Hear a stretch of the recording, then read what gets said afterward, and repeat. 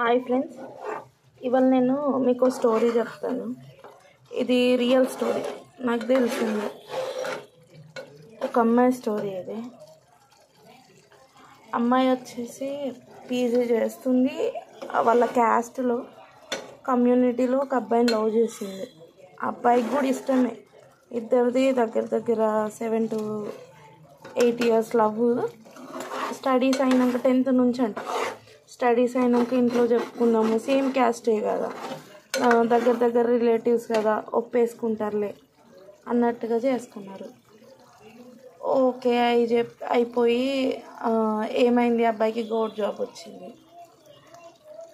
ఈ అమ్మాయి వాళ్ళు కొంచెం పూర్ అన్నమాట. అబ్బాయి వాళ్ళు ఫస్ట్ నుంచే కొంచెం ఉన్న ఫ్యామిలీ అంటే పొలాలు ఎక్సెట్రా, వ్యవసాయం ఎక్కువ ఉంది, వ్యవసాయం బేస్డ్ మంచి ఫ్యామిలీ. అబ్బాయికి అందులోనే గౌట్ వచ్చింది, రెవెన్యూ ఆఫీసర్ జాబ్ వచ్చింది. వచ్చినాక ఏమైంది, అబ్బాయి పాపం స్ట్రిక్ట్గానే ఉన్నాడు ఆయన లవ్లో. ఇంట్లో చెప్పుకున్నాడు, ఒప్పించుకున్నారు. ఫస్ట్ పెళ్ళి కాకముందు ఫస్ట్ ఏమన్నారు, జాబ్ రాకముందు అమ్మాయి మంచి అమ్మాయి కదా, చదువుతుంది, ఇద్దరు ఏదో ఒక జాబ్ చేసుకుంటారు, ప్రైవేట్ది, బతుకుతారులే, ఏమైంది అమ్మాయి లక్షణంగా ఉంది అనేసి ఓకే చెప్పినారు. తర్వాత ఏమన్నారు, గవర్నమెంట్ జాబ్ వచ్చింది. ఫ్యామిలీలో ఏమైపోయింది, ఇంకా మన పలుకుబడికి తగ్గ సంబంధం, అబ్బాయి రెవెన్యూ కదా, డౌరీ.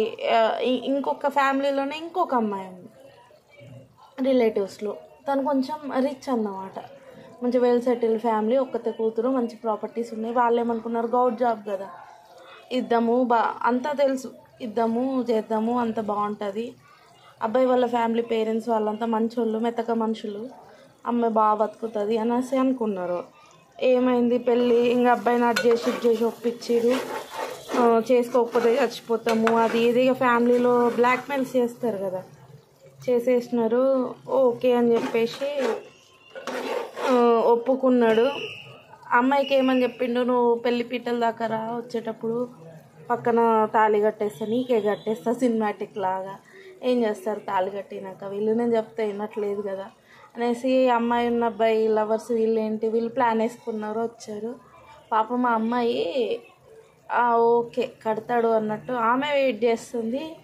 ట్విస్ట్ ఏంటంటే అబ్బాయి ఒప్పుకున్న సంబంధం అమ్మాయికి తాళి కట్టేసినాడు.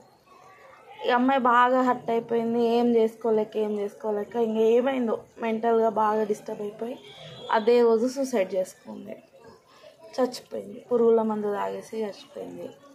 చచ్చిపోయినాక ఇది ఆ అమ్మాయి ఫ్యామిలీ అమ్మాయి తెలిసినాక ఒక ప్రాణం అయిందన్నాక ఎంత అప్సెట్ అవుతారు. నా వల్లనే అమ్మాయి చనిపోయింది అనేసి అతను కూడా అంత అప్సెట్ అయిపోయినారు. అది అయిపోయింది. పెళ్ళైనాక ఎవరేం చేస్తారు.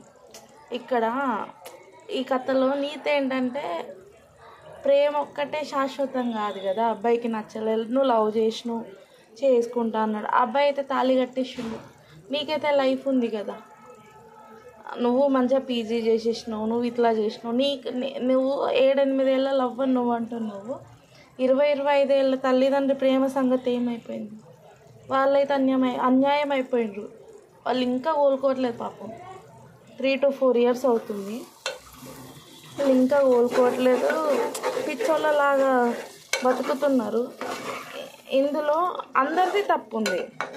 కాకపోతే సమయస్ఫూర్తి ఈ అమ్మాయి సూసైడ్ చేసుకోకుండా ఆలోచించేసి, సరే పోతే పోయిండ్లే, నాకేం తక్కువ, నేను వేరే వాళ్ళని చేసేసుకుంటా, బాగుంటా. అమ్మాయి మస్తు మంచిగా ఉంటుండే, ఫుల్ వైట్గా బాగా మంచిగా ఉంటుండే. కానీ అయిపోయింది, చచ్చిపోయింది. 24 yearsలో అమ్మాయి చచ్చిపోయింది. ఏముంది, ఏం కాలేదు. తల్లిదండ్రికి తప్ప ఎవరికి కూడా, ఎవరు ఎన్ని రోజులని బాధపడతారు, కనీ మోసిన వాళ్ళు తప్ప.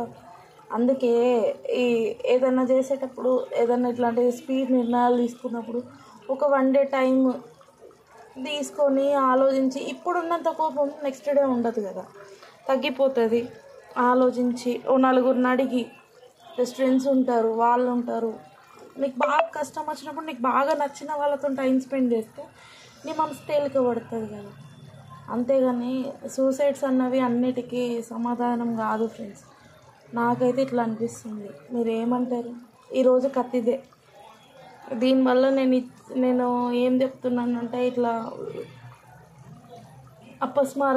అకస్మాత్తుగా ఏదో కోపంలో తీసుకునే నిర్ణయాలు ఒక్క జీవితాన్ని చచ్చిపోతే నువ్వు ఒక్కడే చచ్చిపోవు, నేను కన్నా తల్లిదండ్రులకు కూడా చావే. గుర్తుపెట్టుకొని ఆలోచించి నిర్ణయాలు తీసుకోండి అని చెప్పేసి నేను చెప్తున్నాను అంతే.